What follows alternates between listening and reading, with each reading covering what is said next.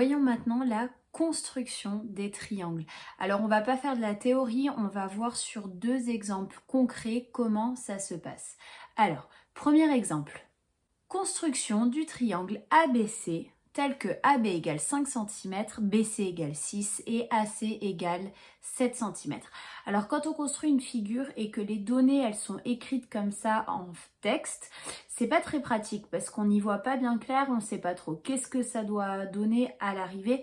Bon, je mets un bémol, bien évidemment, on imagine bien à quoi ça va ressembler un triangle. Mais on prend l'habitude, pour se simplifier les choses, de faire ce qu'on appelle un schéma à main levée. Alors attention, un schéma à main levée, pour qu'il soit correct et utile, il doit avoir, bien sûr, la forme générale de la figure, il doit avoir tous les noms des sommets et il doit avoir toutes les mesures qu'on connaît qui sont écrites dessus. Autrement dit, il faut que je puisse cacher mon énoncé et avoir toutes les informations nécessaires sur mon schéma. Donc j'y vais, je dessine. Alors ça n'a pas besoin d'être grand, hein, ça peut être tout petit dans un coin. Là vous voyez, c'est un triangle qui a l'air à peu près quelconque. Et je vais venir nommer les sommets. Donc je choisis au hasard A, B, C et je viens écrire mes longueurs. Donc AB c'est 5 cm, BC 6 cm et AC 7 cm. Et maintenant que mon schéma à main levée est terminé, je peux cacher l'énoncé et je peux construire en regardant uniquement le schéma que j'ai dessiné. C'est ce qu'on va faire. Passons à la construction. Alors, il n'y a pas de règle particulière, il y a juste un conseil. On conseille généralement aux personnes de commencer par dessiner le segment le plus long en premier. Pourquoi? Pour être certain qu'il ne dépasse pas de la feuille au final. Donc c'est juste pour éviter d'avoir des soucis. Donc le segment le plus long chez moi, c'est AC qui mesure 7 cm. Donc je prends ma règle et je viens mesurer un segment de 7 cm. J'essaye d'être vraiment précise. Vous voyez, je ne dépasse pas. Et je peux tout de suite écrire le nom de mes points A et C. Comme ça, je sais de quel sommet il est question. Il me reste à tracer le point B et pour ça, je connais deux informations. Les 5 cm du côté de AB et les 6 cm du côté de BC. Comment je fais pour respecter en une fois les deux longueurs? Et bien en fait, je ne peux pas le faire en une fois. Il va falloir le faire en deux étapes. Et donc, je ne peux pas directement tracer comme si je savais où était le point B. Je ne peux pas décider de mettre ma règle comme ça et de tracer pile 5 cm. Pourquoi la mettre comme ça? Pourquoi je ne la mettrais pas plus inclinée vers le haut? Ou alors beaucoup plus collée vers le bas? Après tout, j'en sais rien. Je sais juste que c'est quelque part dans cette direction-là. Donc, au lieu de jouer à pivoter ma règle comme ça, je vais utiliser le compas qui est bien plus adapté pour faire ça. Et je viens mesurer au compas mes 5 cm du côté AB. Donc, encore une fois, je fais les choses de manière le plus précis possible. J'ai mon écart de 5 cm. Les 5 cm, c'est de A jusqu'à B. Donc, je me mets sur mon point A et je viens tracer un arc de cercle. Voilà, suffisamment grand pour qu'il puisse être croisé. Et de l'autre côté, mon segment BC mesure 6 cm. Donc, je viens mesurer précisément 6 cm avec mon compas. Voilà. Comme c'est BC, il démarre du point C. Je me mets donc sur le point C et je viens faire un arc de cercle. Pas très grand, il faut juste que je crée l'intersection ici. Maintenant qu'elle est créée, je la nomme B. Et j'ai plus qu'à fermer mon triangle en faisant attention d'être bien précis et de relier bien à partir du sommet. Voilà. Et de l'autre côté, je vais faire exactement pareil.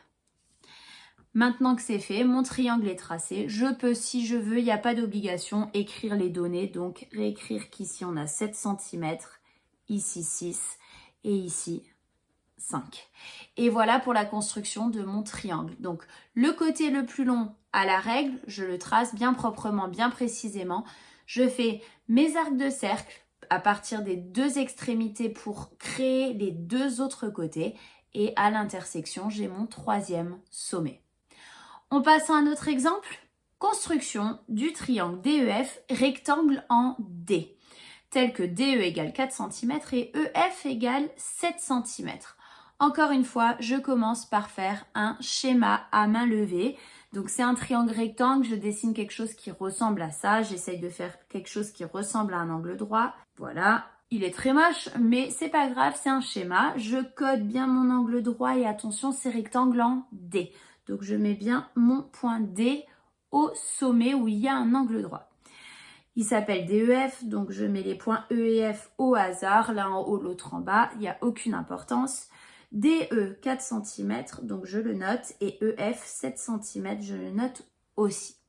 Et je ne connais pas DF. Est-ce que c'est un problème pour la construction ? Non, vous allez voir que ça fonctionne très bien. Alors, allons-y pour la construction. Cette fois-ci, attention, il y a un piège. Je ne vais pas commencer par le côté le plus long. Pourquoi ? Parce que je vais être bloquée, je ne vais pas pouvoir continuer. Ici, il faut absolument que je commence par le côté DE ou par l'angle droit, peu importe, mais dans tous les cas, il faut absolument que je parte d'un côté qui est collé à l'angle droit. Pourquoi ? Parce que l'angle droit, c'est quelque chose de très contraignant. Pour le respecter, il va falloir que je le dessine assez vite dans le dessin. Et donc, je commence par tracer DE. Je mesure mes 4 cm, bien précisément, et je nomme mes points. J'ai le sommet D, le sommet E. Et je vais continuer tout de suite avec l'angle droit. Donc, je prends mon équerre, je viens aligner le côté de mon équerre le long du segment DE, bien précisément. Je me décale pour être bien aligné sur le point D et je trace. J'ai aucune idée de la longueur de ce segment, donc je le trace suffisamment long. Vous voyez, j'ai de la marge. Et la dernière information que j'ai, c'est que le segment EF mesure 7 cm. Donc, je prends mon compas, je viens mesurer 7 cm le plus précisément possible. Je trace mon arc de cercle de centre E et de 7 cm de rayon et il me crée une intersection avec le côté d'en bas dont je ne connaissais pas la longueur. J'ai donc mon point F à l'intersection et je peux fermer mon triangle. Et je n'avais pas besoin de connaître la longueur DF. J'oublie surtout pas le codage, important, il y a un angle droit, je précise. Je peux, si je veux, maintenant rajouter les longueurs. Donc ici, 7 cm, ici, 4 cm. Et voilà pour la construction de mon triangle. Alors, normalement, avec ces explications, vous êtes capable de construire n'importe quel triangle si vous connaissez les longueurs. Si j'ai un triangle isocèle ou équilatéral à faire, ça va être exactement pareil que pour un triangle quelconque, sauf que je vais avoir 2 écarts de compas de la même longueur, bien évidemment, ou 3 si c'est un triangle équilatéral. Voilà pour la méthode.